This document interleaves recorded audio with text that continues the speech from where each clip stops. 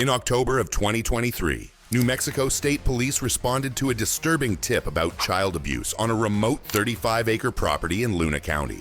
What officers discovered would reveal years of alleged abuse and neglect. 7 children, forced to live underground in handmade caves and tunnels, allegedly suffering physical and sexual abuse at the hands of their parents. State troopers arrive at the Cordell property on October 23rd, accompanied by caseworkers from New Mexico Children, Youth, and Families Department. "Let's go try to make contact, brother," one officer says. The property immediately presents concerning conditions.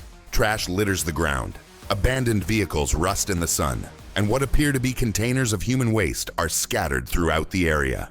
"Hello, New Mexico State Police." Officers call out repeatedly, searching for residents. The remote location, situated on 35 acres near Deming, appears deliberately chosen for its isolation, allowing these conditions to go unnoticed for years. As officers continue their search, they discover makeshift sleeping areas exposed to the elements, mattresses lying outdoors, and children's belongings scattered across dirt-covered areas. One trooper points to what appears to be an entrance to an underground structure. "That looks like a bunker," he says with concern. What they found is a network of underground caves and tunnels, some reaching depths of 4 to 6 feet, where children have allegedly been forced to live through extreme weather conditions year-round. Social workers examine food storage areas, finding yogurt containers left to spoil in the sun and expired milk. "This isn't edible," one officer remarks. "That's probably out in the sun. Walmart or Deming's hot," another adds. Officers document multiple safety hazards. Deep holes without barriers, unstable structures, and unsanitary conditions everywhere. "My biggest concern is like if the kids are safe," one officer explains. "There's no barrier. One of the little ones can just straight up fall in that big old hole and really hurt themselves." A horse is found in a state of neglect, its hooves painfully overgrown. "That's not okay. They don't even clean his pin," an officer says.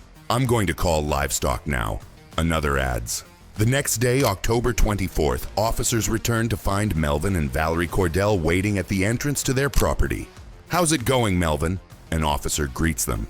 The couple appears unsurprised by law enforcement presence.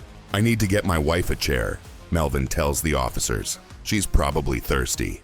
When offered to wait in the air-conditioned patrol car, they decline, preferring to wait outside for the investigating agent. During conversation, Melvin attempts to normalize their living situation. He speaks about the property's history and their farming practices. "We're not interested in market produce because we would rather just be self-sustaining and then be able to feed others, be able to share."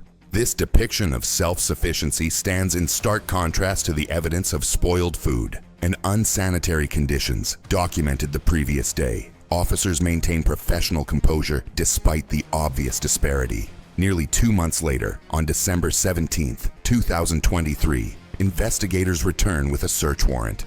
"Police, search warrant. If you're out here and hear me, make yourself known," they announce as they navigate through the complex property. The property contains several trailer homes in various states of disrepair, the underground structures previously identified, and a separate house where the family occasionally stayed.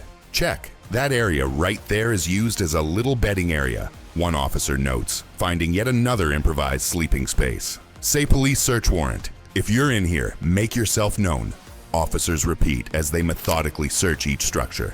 Inside one trailer, an officer remarks, "Probably one of the cleaner trailers," highlighting its relative condition compared to other areas. Back at the property with the caves, investigators eventually locate the Cordells. During their interaction, Melvin apologizes for the mess and mentions a mouse problem. A surreal moment given the extreme conditions already documented. "I'm sorry for the mess. As soon as we parked, we got overrun with mice," he explains, seemingly oblivious to the gravity of the overall living conditions. The investigation would ultimately reveal allegations of severe abuse beyond the living conditions. Court documents indicate that one of the children, a 16-year-old girl, had allegedly been sexually abused by Melvin Cordell since she was 12 or 13. Prosecutors claimed she became pregnant and was forced to undergo an abortion performed by her parents.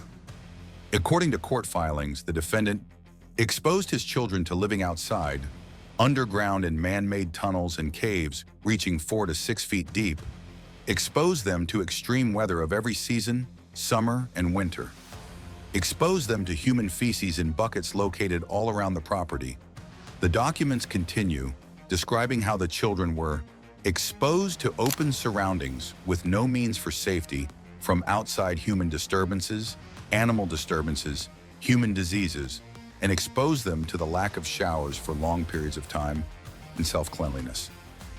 On February 21st, 2024, both Melvin and Valerie Cordell were taken into custody.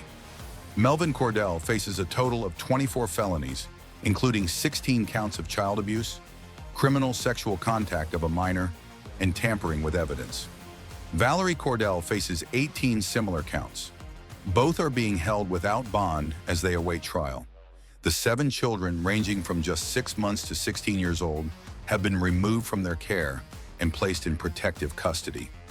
This case represents an extreme failure of protection for 7 vulnerable children who allegedly endured years of mistreatment in isolation.